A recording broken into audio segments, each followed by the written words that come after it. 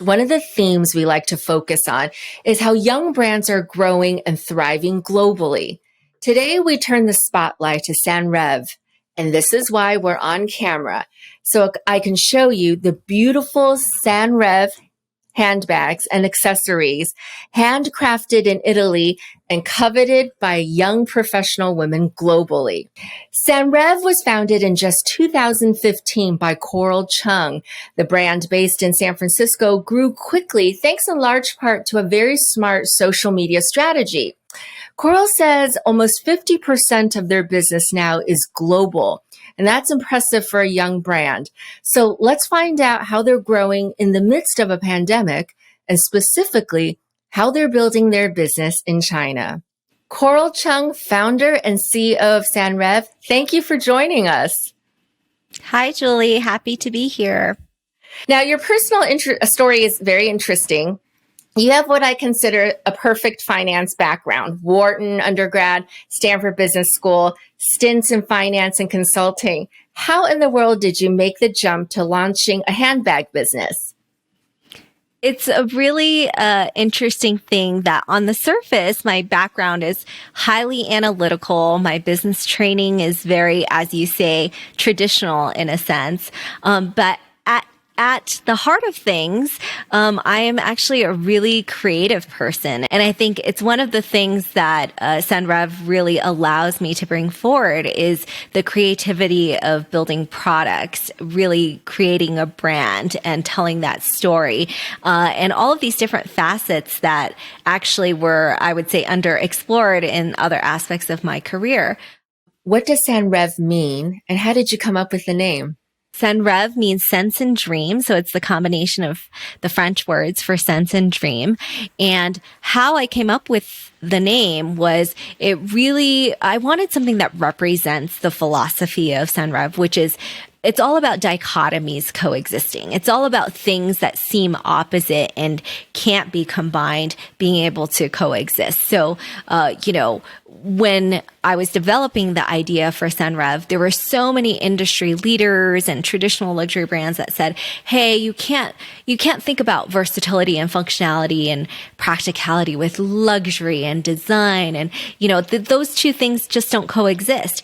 But actually what I felt was really important and authentic is for this modern woman who is so multifaceted, it has to coexist because on the one hand, she wants to feel beautiful and look stylish and have a really great emotional connection with a handbag, which is one of the most important products in her life. One thing I was really impressed with is you said you built your business from day one to be global.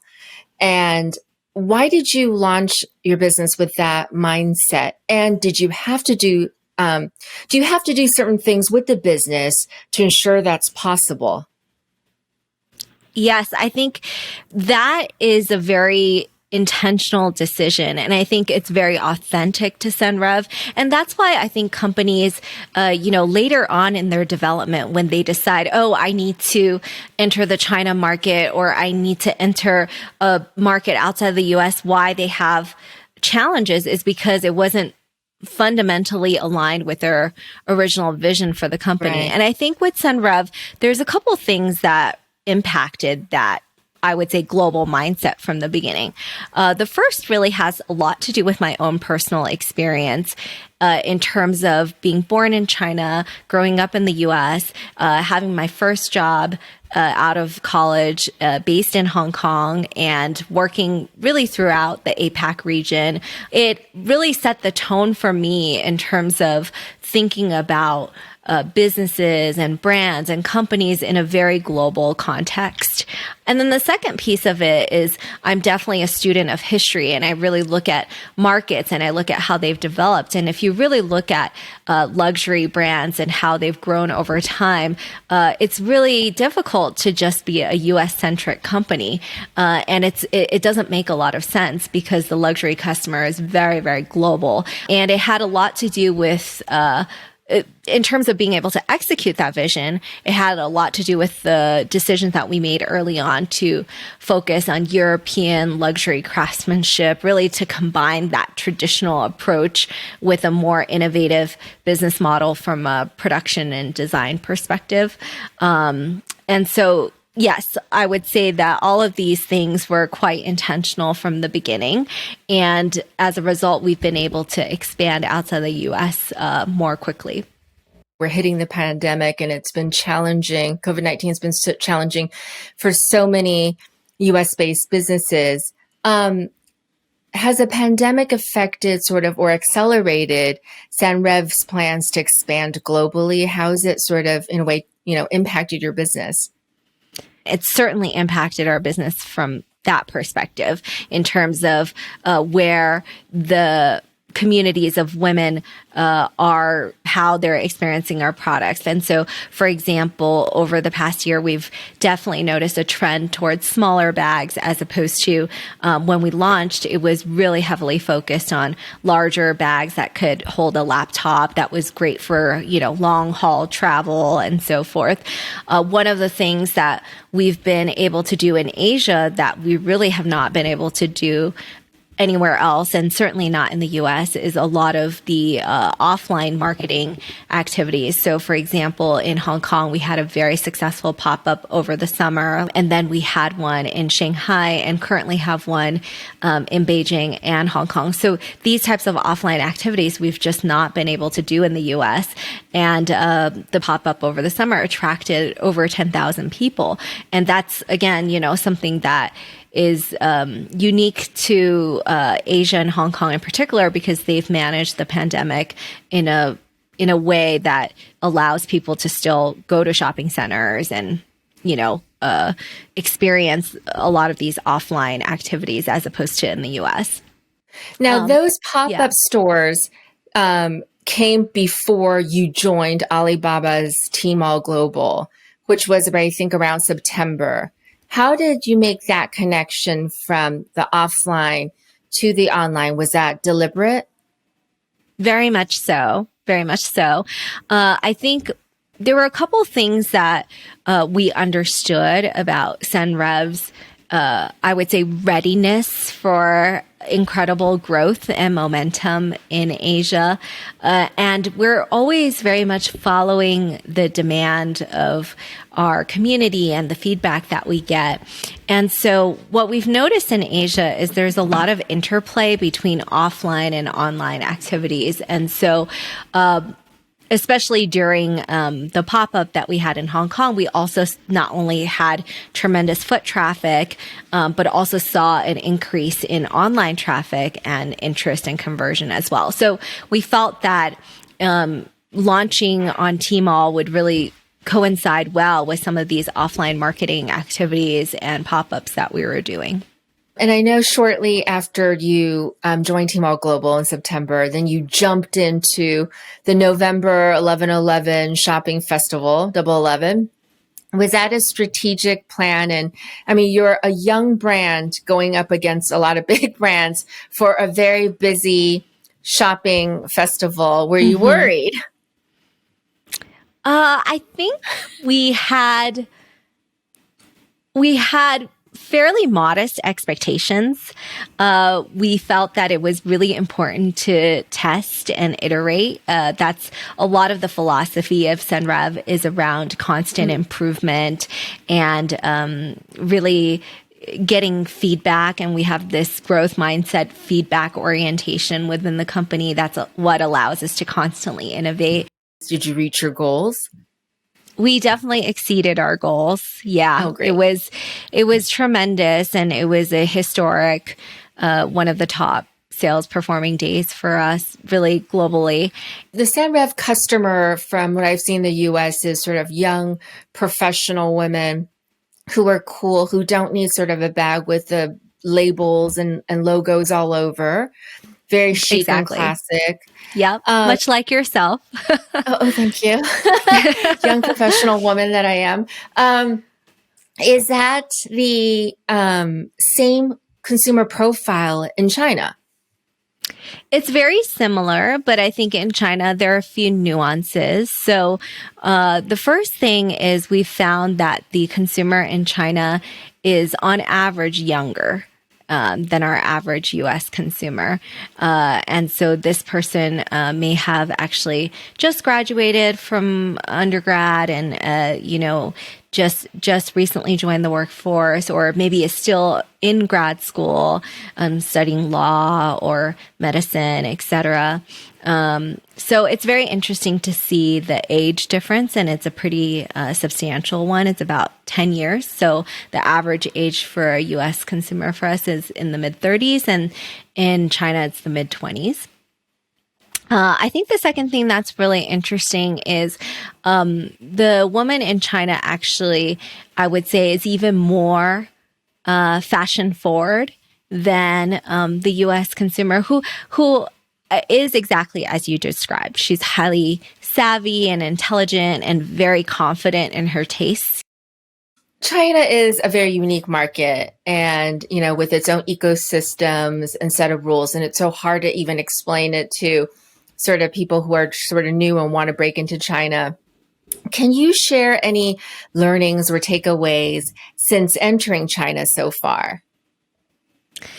I think there are several different approaches to doing this. Broadly speaking, there is a more kind of decentralized approach and there's a more centralized approach.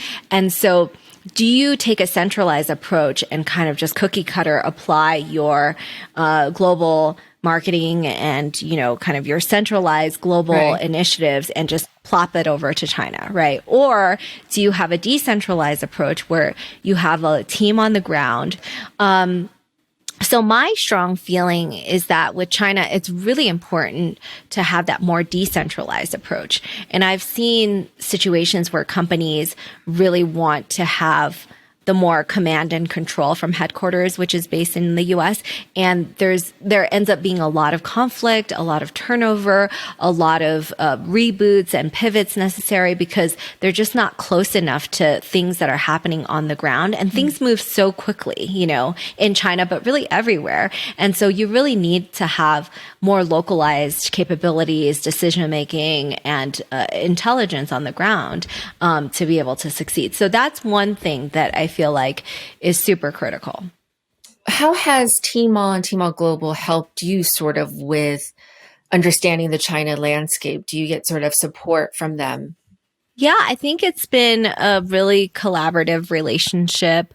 One of the things that I've been very surprised on the upside about is actually the data transparency and availability. And so through the platform and through our partners there, we've gotten a lot of interesting information about consumer behavior, which cities, where we outperform. For example, that's given us information that will help us plan our next pop-up and offline push. And so it's been a really great collaborative relationship. They've been very supportive.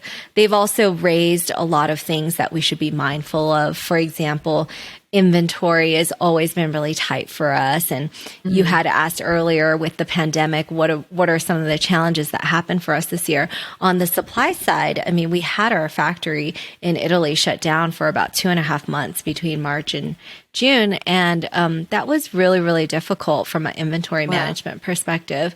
And so, of course, the folks at Tmall Global were very on top of making sure that we had available inventory in preparation for 11/11 in order to make it successful. Because I think one of the worst things would be that, we did a really great job from a marketing perspective, but we couldn't fulfill operationally. So that's one of the things that as we grow, we continue to really focus on improving our operational infrastructure. Do you have any advice to other entrepreneurs with young brands such as yours about going global and digital? I think it's really important to think very carefully about what it is you're prioritizing. For Senreve, we were always really focused on going global and the Asia market in particular. And so in a way, we designed a lot of different things about our brand, our products, to be able to fit that vision. And so I would say it's important to think about, is that authentic, right? I think some people say, oh, China is a big and attractive market, therefore we need to grow there. But is it actually authentic? Is it the right time? Do you have the right strategy in place? What's your philosophy around having a more decentralized approach and having and enabling a team on the ground to make decisions? And all of these things are actually fairly important to think through and have a perspective on. The other thing I would say is, it's a significant time, resource, and I think personal investment that you have to make as a founder. So I always encourage people before expanding to a particular region or a country outside of the US, that they themselves have a personal, deep understanding of that. So whether they live there or they traveled there significantly, or they have a lot of close friends and family that they can get kind of a first degree understanding and insight around, I think that is super, super critical. It's not enough to just, read the news or look at desktop research and get kind of secondhand information. You really need to experience it for yourself. Going through something like COVID-19, the pandemic, what have you learned? What's the one sort of takeaway from this experience that we're not quite done yet, but how has it changed you as an entrepreneur? What have you learned? It's really important to think about diversification. And it's very, very hard for an earlier stage company like ours because we have very limited resources. But whether it's a supply chain diversification, whether it's geographic diversification, whether it's product assortment diversification, it's really, really dangerous to be, single category, single product, single manufacturing supply chain. And with COVID-19, I've seen a lot of fellow founders struggle because they were trapped in a category. And so how do you pivot from that? It's really hard, right? So it really seeded in me the importance of having diversification and being able to lean on certain things while other things were slower from a demand perspective or a supply perspective. The second thing that I think is a huge takeaway is it's really, really important to maintain a level of flexibility, because we had probably 4 different strategic plans, right? So at the beginning of 2020, we had a strategic plan, and then, COVID hit, and then we had another strategic plan. And then, there's been a lot of political challenges, for example, in the US. And so, 2020 just threw a ton of curveballs. And I just realized that you can't be so set in stone in one plan. You really have to build out different scenarios and kind of understand, like, hey, if this happens, what might you do differently? Yeah, it's definitely puts the brand to the test, your business to the test. That's for sure. And that's great advice. Coral Chung, founder and CEO of Senreve, it's been such a personal pleasure to talk with you. I really do love your bags, and I look forward to more. Thank you so much for joining us. Thank you, Julie.